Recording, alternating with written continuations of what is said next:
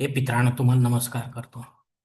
ओम श्री गणेश देवताय नमः. ओम श्री कुलदेवताय नमः. ओम श्री गुरुदेवताय नमः. ओम सर्वश्री इष्टलिंग देवताय नमो नमः. सुखावसाने सगळे सुखाची, दुःखावसाने तळटी जगाची, देहावसाने धरणी थरारी, तुझवीन शंभो मज कोण तारी. शिवशरणात मित्रांनो, मी कडाप्पा परत एकदा आपल्या समोर हजर आहे. माझ्या धर्मकरम चॅनलमध्ये आपले सहर्ष स्वागत करीत आहे. मित्रांनो, आपल्या सनातन हिंदू धर्मातील सणवार व्रत वैकल्याच्या साखळीमध्ये आज मी आपणास प्रदोष व्रतासंबंधी महत्त्वाची माहिती, पूजाविधी व काही नियम सांगणार आहे. तेव्हा आपणा सर्वांना माझी नम्र विनंती की माझा व्हिडिओ आपण शेवटपर्यंत पाहावा आणि ऐकावा. मित्रांनो, शालिवान शके 1948 संवत्सर पराभव दक्षिणायन वर्षा ऋतू निज ज्येष्ठ मास कृष्ण पक्ष रविवार दिनांक 12 जुलै 2026 रोजी आहे. सामान्य शैव व सामान्य वैष्णव यांच्यासाठी आहे मित्रांनो. मित्रांनो, अचानक अशौच आले असता उपवास करून माळेविना शिवमंत्र जप सतत करत राहावे. शिवमंदिरात जाताना आपल्यासोबत काही पूजा साहित्य घेऊन जाणे, अन्यथा त्या योग्य अशी रक्कम दानपेटीत टाकणे. मंत्राचे हवन आपण नव्याने सुरू करू शकता. ब्रह्मचर्याचे पालन करा. लहान मोठ्या जीवाची हत्या करू नका. गोमातेला ऋतुफळांचा घास वा महानैवेद्य खाऊ घाला. सूर्योदयापासून ते प्रदोष काळीची पूजा संपन्न होईपर्यंत उपवास करा.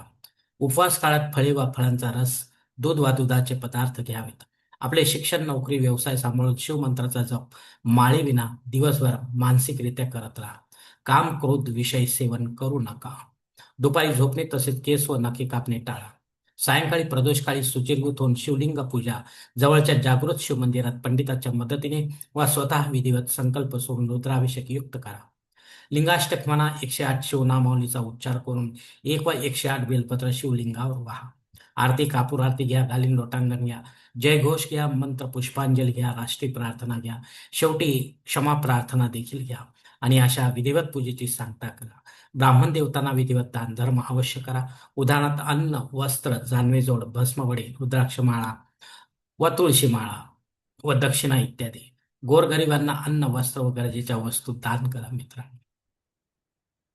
यानंतर घरी येऊन शांतपणे आपला उपवास सोडावा. प्रदोष काळात नाना पद्धतीने शिवगुणगान करा, शिवध्यान धारणा देखील करा, शिवपाठ करा, शिवस्तुती व शिवमहिम स्तोत्र पठन करा, शिवलीलामृत वा शिवपुराण ग्रंथातील एखादा अध्याय पठन करा. अशा प्रकारे आजच्या प्रदोष व्रताचे नियमात राहून आचरण करा व आपली भक्ती शिवचरणी अर्पण करा मित्रांनो, कारण आपणच असतो आपल्या जीवनाचे शिल्पकार. धन्यवाद मित्रांनो.